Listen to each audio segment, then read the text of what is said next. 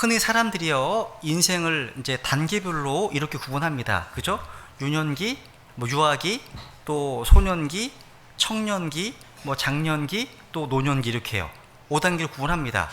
그런데 성경은 그리스도인의 영적 성장과 관련해서 여러 가지 표현을 하고 있는데 7단계로 구분을 하고 있습니다. 고린도전서 3장에 보시면 그리스도 안에 있는 갓난 아기가 나오죠. 이들은 구원은 받았지만 베이비입니다. 그래서 젖을 먹어야 될 자들입니다. 성경은 이 갓난 아이를 가리켜서 육신에 속한 자, 시기와 다툼과 분열 가운데 있는 자, 사람을 따라 파당을 지는 자들을 언급하면서 사용하고 있습니다. 이 갓난 아기예요. 베이비입니다. 그 다음으로 이제 오늘 본문에 나오는 어린 자녀들이 나오고, 그리고 이제 에베소서 4장 14절에 나오는 children, 아이들이 있습니다. 아이들은 아직 영적으로 성장하지 못해서 사람들의 속임수와 간교한 술수로 인해서 교리의 모든 바람에 이리저리 흔들려 밀려다닙니다. 즉, 바른 교리 가운데 무장되지 못해서 안정감이 없어요. 철새처럼 여기 갔다 저기 갔다 떠돌아다니는 자들을 말합니다. 그리고 또 오늘 본문에 이제 영맨, 젊은이들이 나오고 또 파더, 아버지들이 있습니다. 그리고 더 성숙해지면 이제 엘더, 장로들이 나옵니다. 베드로전서 5장에 보시면 장로들은 하나님의 양떼를 감독하고 먹이는 자들입니다. 그리고 더 원숙해지면 빌레몬서 9절에 보시면 the aged, 나이 많은 자, 바울이라는 표현이 나옵니다. 나이 많은 자. 바울은 그리스도인으로서 오랫동안 사역을 해왔습니다. 빌레몬에게 편지를 쓸 때쯤이면 한 30년 넘게 사역을 해왔어요.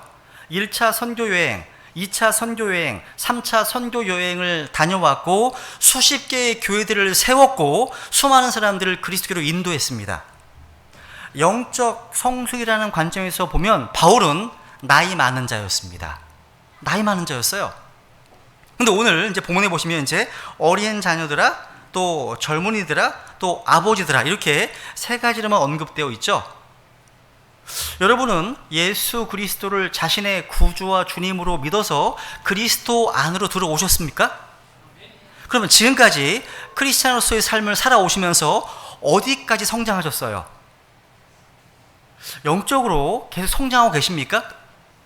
이걸 좀 이해하기 쉽게 이렇게 좀 질문해 보겠습니다. 여러분은 자신이 구원받았을 때보다 지금 주님을 더 사랑하십니까? 여러분은 구원받았을 때보다 우리 주님께서 핏값 주고 사신받은 이 교회를 더 사랑하십니까? 동일한 소망 가운데 있는 다른 제들을 더 사랑하십니까? 여러분은 구원받았을 때보다 더 많이 자신을 괴롭히고 상처를 주는 사람들을 사랑할 수 있으십니까? 조금 소리가 약해지죠? 그죠? 여러분은 구원받았을 때보다 지금이 더 위에 있는 것들에 애착을 두고 그 천국이 더 실제적으로 다가오십니까? 그 천국의 소망 가운데 가슴이 뛰고 사모하십니까? 여러분이 구원받지 못한 이뤄진 혼들에 대해서 더 관심을 기르고 계십니까? 그러니까 이러이러한 질문들에 예스, 아멘이라고 답변하신다면 여러분은 영적으로 성장하고 계신 겁니다. 성장하고 계신 거예요. 근데 이러한 변화와 성장은요, 하루아침에 이루어지는 게 아니에요. 그렇기 때문에 값진 거죠. 그죠? 여러분, 어린아이가 태어나는 데는 10개월이 걸리잖아요. 근데 그 어린아이가 태어나서 성장하는 데는 일평생이 소요됩니다. 아이를 낳는 거 힘든 일입니다. 그죠? 또 피 흘림이 있어야 돼, 고통이 있어야 됩니다. 그죠? 근데 귀한 것은 다 힘든 거예요. 어린아이가 태어났는데 피 흘림이 필요하다면 어린아이를 키우는 데에는 더 큰 인생이 필요합니다. 누군가 그런 말을 했잖아요. 아이를 낳으려면 피를 흘려야 하지만 아이를 키우려면 피가 말라야 한다고요. 피부에 와닿는 고백 아니세요? 그죠? 부모님들이라면. 그래서 사람을 키우는 일이요, 어렵고도 귀한 겁니다. 부모의 책임은 자녀를 낳는 데서 끝나는 게 아닙니다. 바로 그때부터 시작해요. 우리 귀여운 엄마 보면요, 아이를 빨리 낳았으면, 임신 중에는 아이를 빨리 낳았으면 막상 나놓고 보니까 뱃속에 있을 때가 편했지, 이런 말을 합니다. 그 틀린 말이 아니에요. 여러분, 잉태한 것은 순간이지만 잉태한 자녀를 출산하기까지는 10개월이 걸리죠? 근데 출산한 아이가 성년으로 성장하기까지는 20년이 걸립니다. 자녀들이 20살이 되면 이제 성인이 되었다고 하잖아요. 근데 그 자녀가 이제 성장을 넘어서 성숙해지고 또 원숙해지려면 일평생이 필요한 거예요. 일평생이. 그래서 부모님의 안타까움은 뭐예요? 자녀가 성장하지 못하는 걸 보는 겁니다. 마찬가지로 구원받은 성도들이 구원받은 지 3년, 5년, 10년, 20년, 30년 신앙생활을 오래 했음에도 불구하고 여전히 베이비로서 또 어린아이로 남아있는 것을 보는 것은 정말 안타까운 일입니다. 미국의 어떤 목사님 이런 설교 가운데 이런 말씀 하셨습니다. 굉장히 와닿았어요. 오늘날 복음적인 교회들에는 신생아들로 가득 차 있습니다. 이렇게 해요. 맞는 것 같지 않아요? 하나님의 은혜의 복음을 정확히 알지도 못하고 그 복음을 전하지 않는 교회들은 말할 필요가 없습니다. 왜냐하면 그런 교회들은 영적 불임의 상태이기 때문에요. 나을 수가 없잖아요. 그죠? 근데 그리스도의 복음을 믿고 전파하는 복음적인 교회라고 알려지는 곳을 가보면 영적으로 성장하지 못한 베이비들로 가득 차 있다는 거예요. 여러분, 신생아실 가보세요. 시끄럽습니다. 일이 많아요. 아이마다 일일이 기저귀를 갈아줘야 되고요. 우유를 또 먹여줘야 됩니다. 왜냐하면 어린아이들은요, 지극히 이기적입니다. 그죠? 온 세상의 중심이 나한테 있거든요. 나한테 있습니다.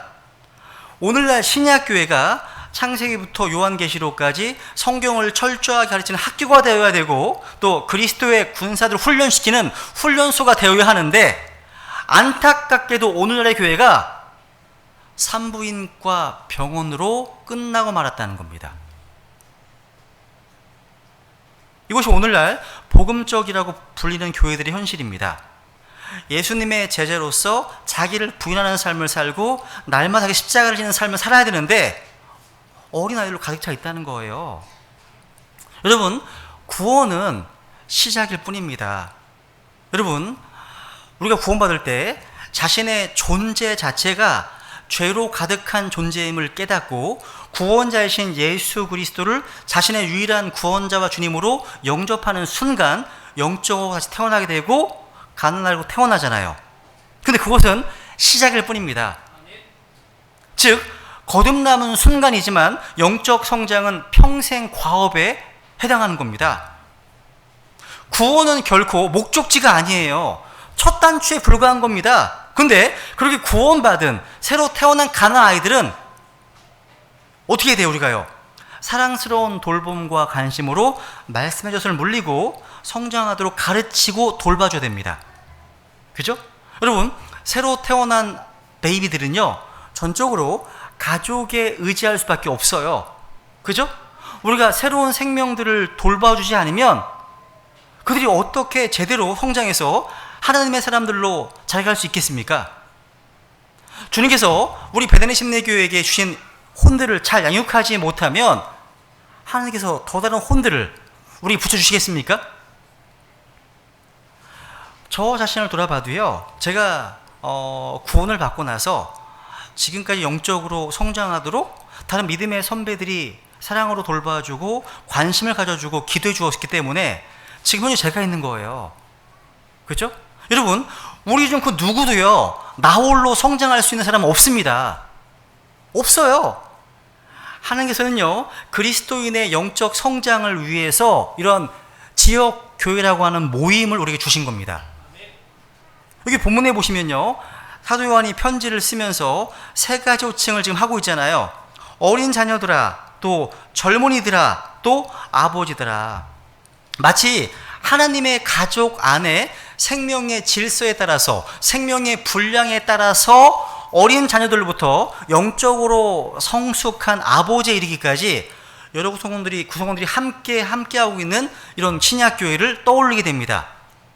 이것은 영적 성장이 하나님의 가족들과 함께 이루어지는 것임을 교훈해 주는 겁니다. 이게 첫 번째 대지예요. 그러니까 영적 성장은 결코 홀로 이루어지는 것이 아니라는 겁니다.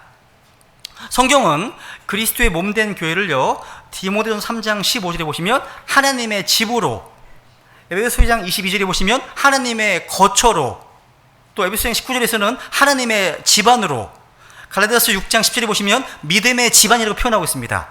집안. 그러니까 영적 성장은 함께 이루어지는 거예요. 나 홀로 성장하는 크리스찬은 없습니다. 함께 성장하는 거죠.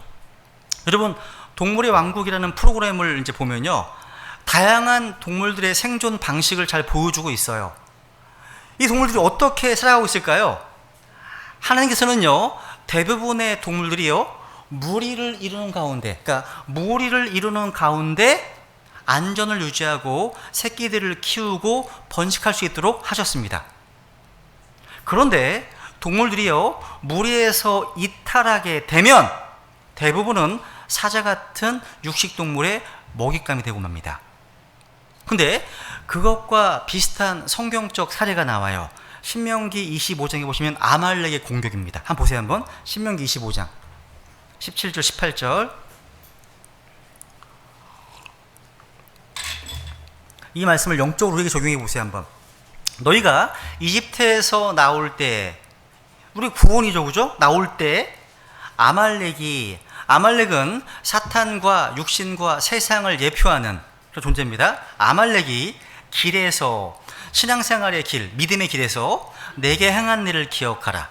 그가 길에서 너를 만나 네가 약하고 피곤할 때, 강할 때, 액티브할 때가 아니라 약하고 피곤할 때 내 어디를 쳐요? 뒤를 치되 곧 내 뒤에 떨어진 약한 모든 자를 쳤나니 그가 하나님을 두려워하지 아니하였느니라. 너무나 실감나지 않으세요? 이게 영적 전쟁이구나. 뒤를 칩니다. 뒤에 떨어진 약한 자를 친답니다. 여기서 여러분이 우리의 대장 되시는 주님으로부터 멀어지면 멀어질수록 더 공격받기 쉽구나. 그래서 우리가 함께 서로 더 같은 보조로 이끌어주면서 나아가야 함을 교훈해 주는 것입니다. 우리 교회 성도들 가운데 뒤에 처진 약한 자들이 있으면 그냥 방치해서는 안 되겠죠. 그들을 위해서 기도하고 관심을 갖고 함께 이 광야 학교를 졸업할 수 있도록 끌어줘야 됩니다. 그래서 로마서 15장 1절에 보시면 주님께서 이렇게 명령하고 있습니다. 같이 읽어볼까요? 시작. 그런즉 우리 강한 자들은 마땅히 약한 자들의 연약함을 담당하고 우리 자신을 기쁘게 하지 말아야 하리라. 아멘. 우리가 이렇게 모임을 이룬다, 모리를 이룬다는 것은요, 물질적인 세계와 영적인 세계 모두에서 다 중요한 원리입니다. 하나님께서는 크리스찬들이 교회라고 하는 모임 속에서 태어나 보호받고 양육받을 수 있도록 계획하셨습니다. 성경은요, 우리의 원수, 대적, 마귀가 울부짖는 사자처럼 삼킬 자를 찾아 두루다니고 있다고 경고하면서 이렇게 말씀하고 있습니다.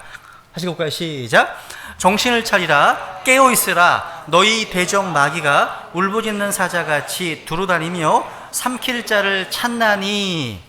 정신을 차리고 깨어있지 않으면 위험하다는 거예요. 여러분, 아무도 어린 아이가 자기 혼자 힘으로 자랄 수 있을 거라 기대하지 않습니다. 마찬가지예요.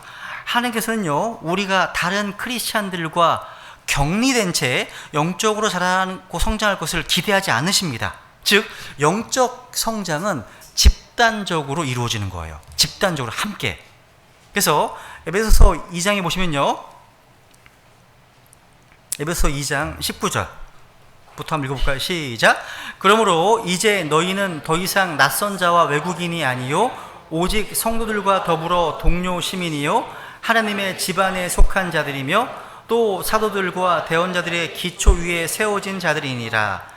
예수 그리스도께서 친히 으뜸 모퉁이 뚫이 되시나니 그분 안에서 모든 건물이 꼭 맞게 함께 뼈대를 이루어 주 안에서 한 거룩한 전으로 자라가고 그분 안에서 너희도 성령을 통해 하나님의 처소로 함께 세워져 있느니라. 함께 라고 하는 전치사가 반복되어 등장하고 있죠. 그러니까 그리스도인이라면 자신을 도울 수 있는 영적인 부모들과 형제 자매들 둘러싸인 가정적인 분위기, 즉 건강한 분위기 속에서 가장 잘 성장할 수 있다는 겁니다. 근데 이 하나님의 가족 안에는요, 생명의 질서에 따라서 갓난 아이에서부터 영적으로 성숙한 아버지까지 다 있다고 증언하고 있죠. 그죠? 그러니까 요한은 본문을 통해서 영적 성숙도에 따라서 세 가지 호칭으로 부르고 있습니다. 어린 자녀들아, 젊은이들아, 아버지들아. 하나님께서 오늘 이곳에 하나님께 경배하러 오신 여러분들을 부르신다면 이 세 가지 가운데 어떤 호칭으로 부르실 것 같습니까? 이것은요, 여러분의 신체적인 나이를 지금 묻는 것이 아니에요. 잘 모르시겠다면 이 설교를 끝까지 잘 들어보시기 바랍니다. 이 영적인 나이는요, 꼭 육신의 나이와 비례하지 않습니다. 육신의 나이는 많은데 영적으로는 어린 성도가 있는가 하면 육신의 나이는 되게 어린데 영적으로 성숙한 성도가 있음을 보기 때문입니다. 그럼 이제 한번 확인해 볼게요. 첫 번째 이제 영적 성장의 3단 첫 번째, 어린 자녀들아. 12절 읽어볼까요? 시작. 어린 자녀들아, 내가 너희에게 쓰는 것은 너희 죄들이 그분의 이름으로 인해 용서되었기 때문이라. 사도 요한은요, 어린 자녀들에 대해서 이렇게 말하고 있습니다. 너희 죄들이 그분의 이름으로 인해 용서되었다.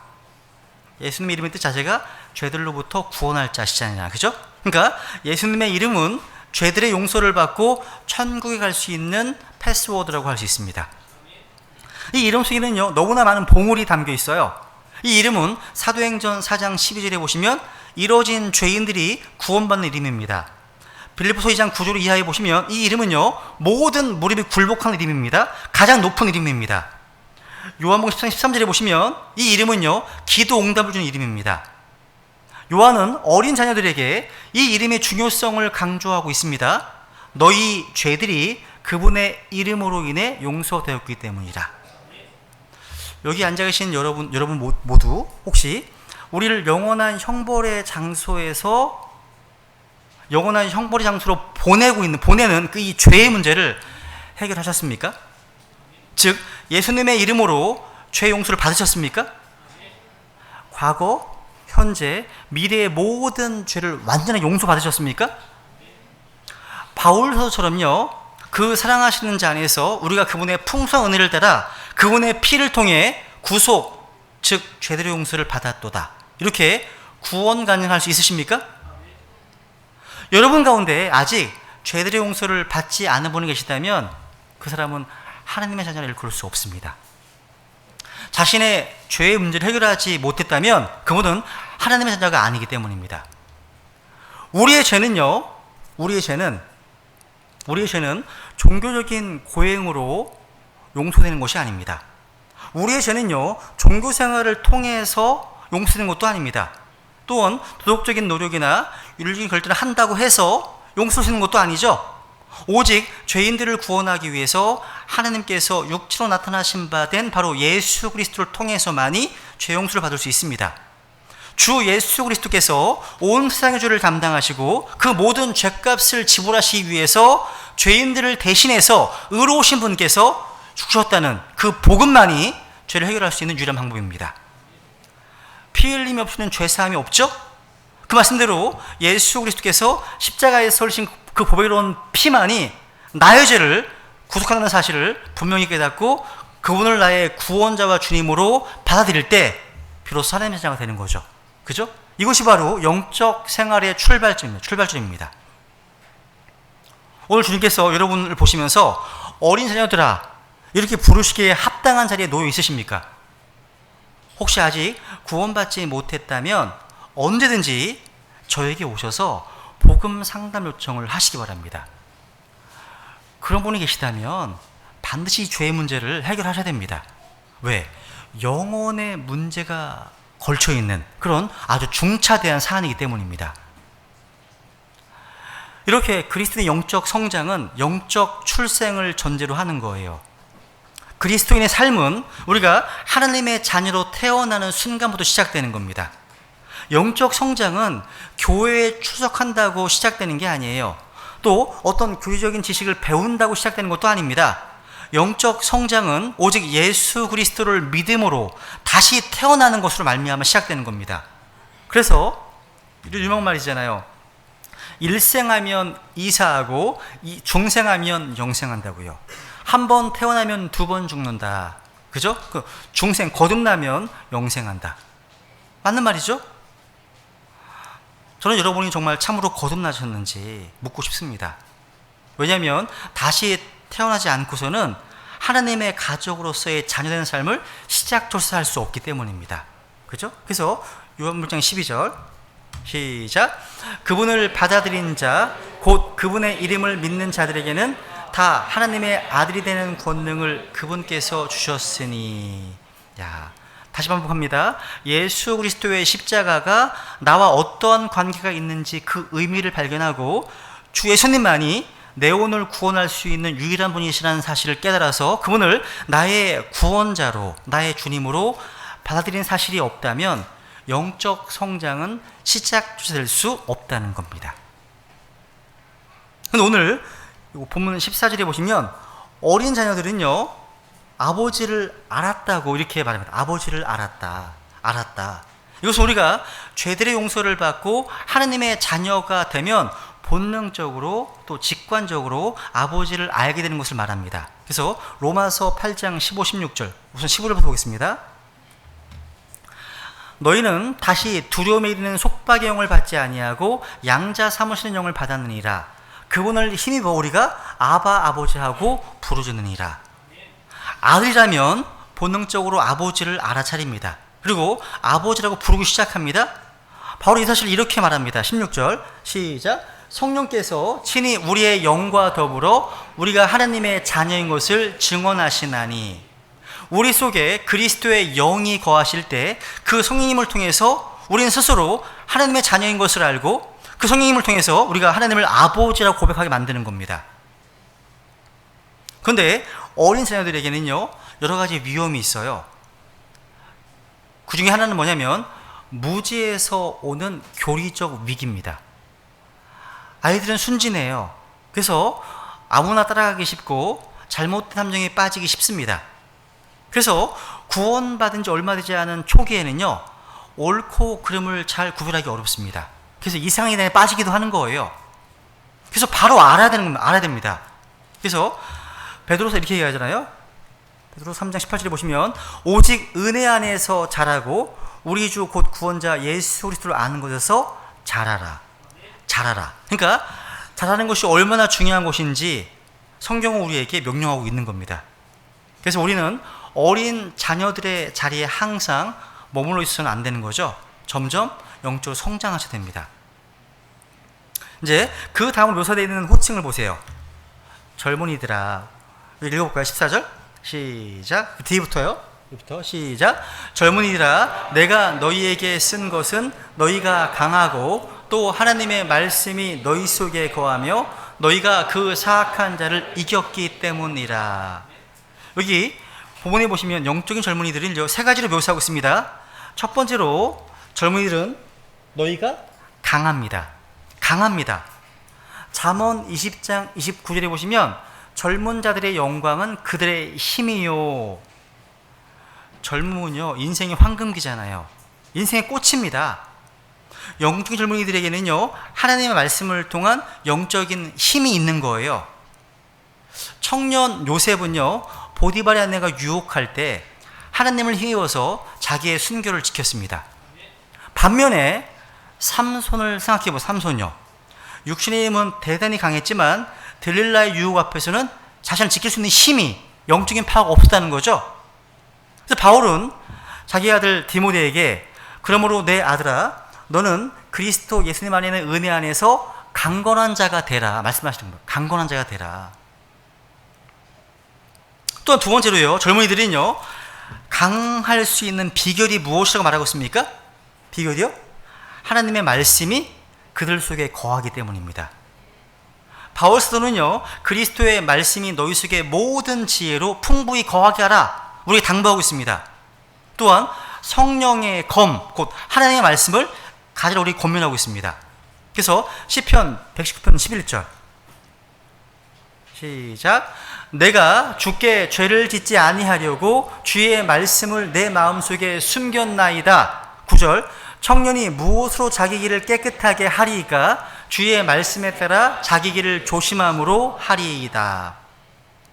하나님의 말씀이 내 속에 풍성히 거하고 이 말씀이 나의 언행심사, 나의 언어와 생각과 인격과 삶을 지배하면 그 말씀이 능력을 발휘하게 되는 겁니다. 또 이런 사람이야말로 하나님이 기뻐하시는 영적인 젊은이들인 것입니다. 그리고 세 번째로 강한 것은 어떤 결과를 낳습니까? 사악한 자를 이겼습니다. 사악한 자가 누구예요? 사탄입니다. 마귀입니다.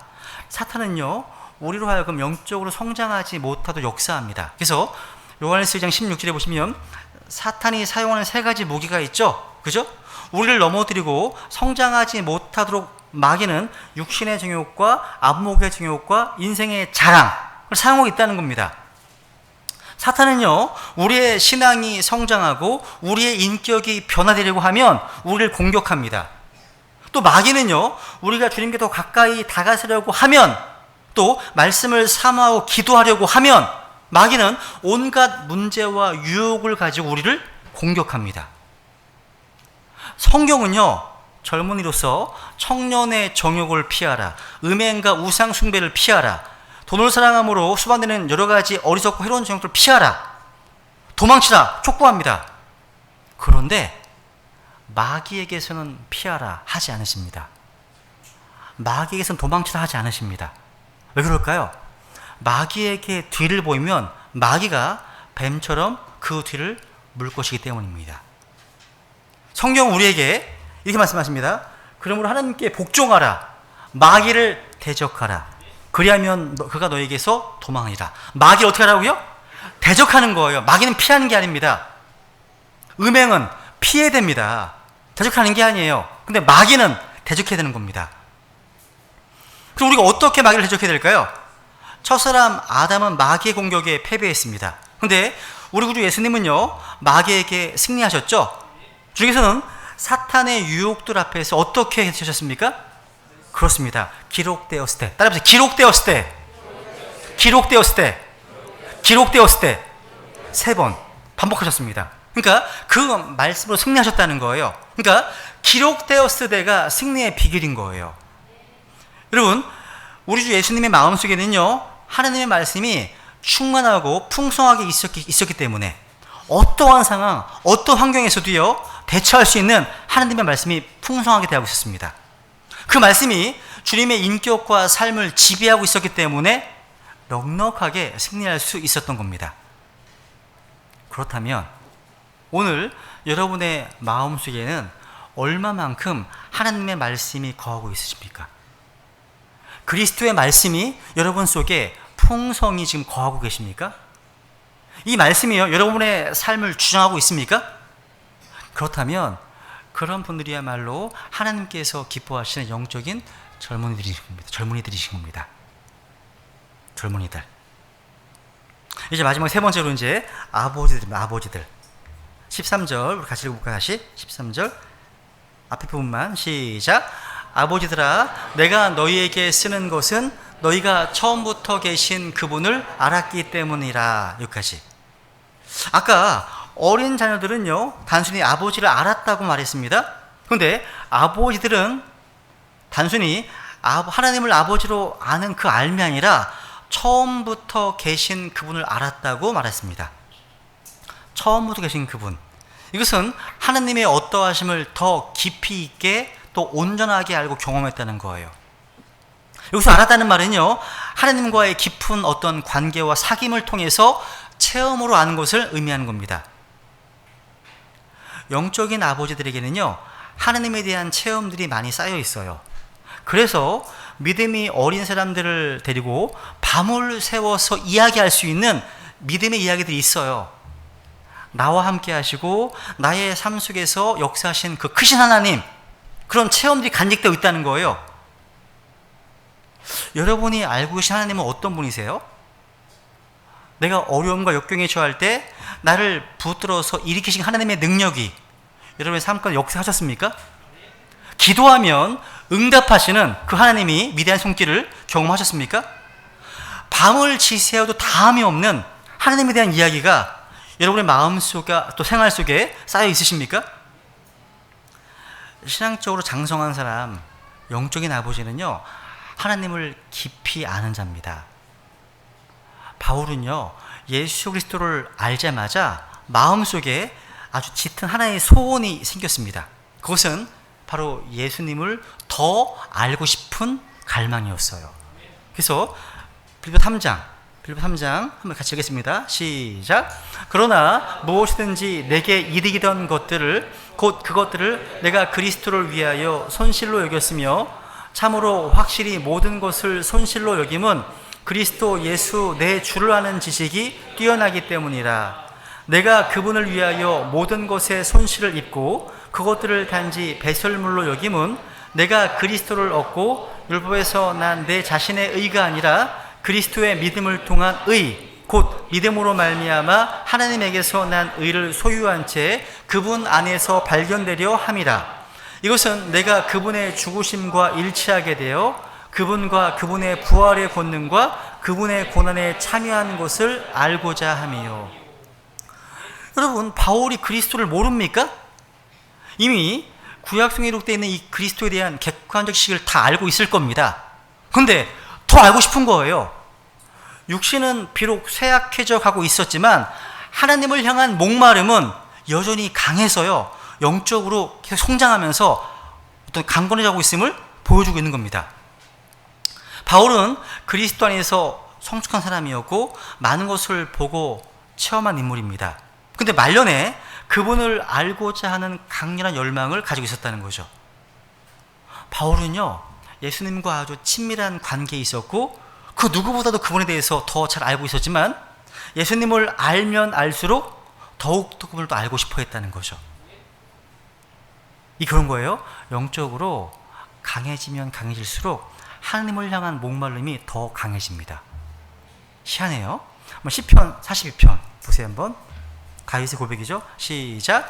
오 하나님이여, 사슴이 물시내를 찾기에 갈급함같이 내 혼이 주를 찾기에 갈급하나이다.